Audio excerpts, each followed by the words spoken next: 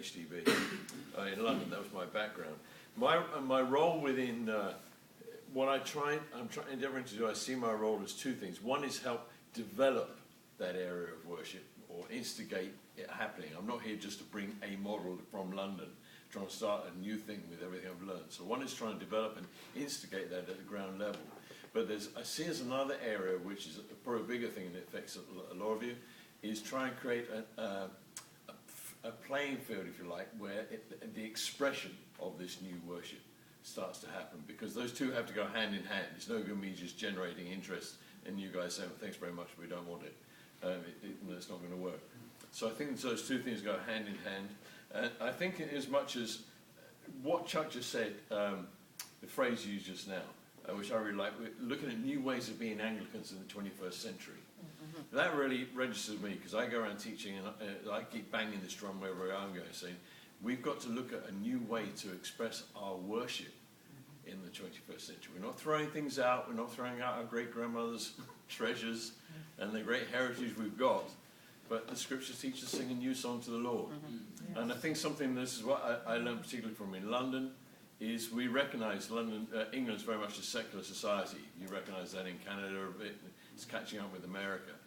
And people don't have the language of worship and expression of worship that is familiar to churchgoers in the country. And we have to recognise that. So we either say, well, join us or not, and this is how we do it or not. Or we say, how can we help you have a language of adoration and praise and expression?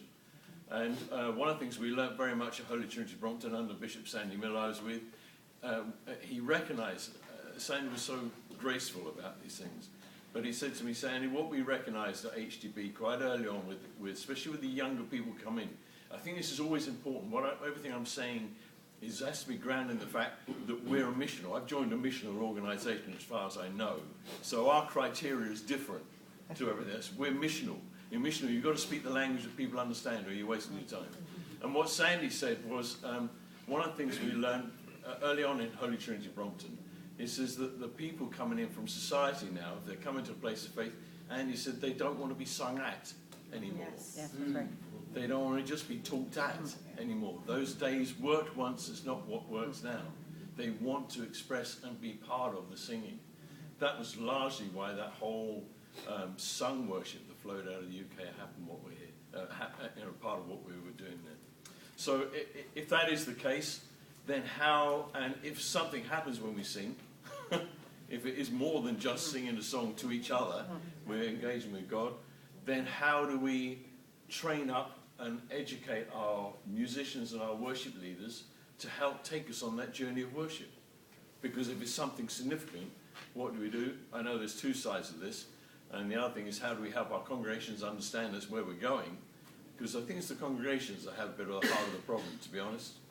The new believers coming in don't have a struggle with it. They feel if God is real, they want to express their love to it. And to the generation who are coming through, music is a natural language. So there's lots of things involved.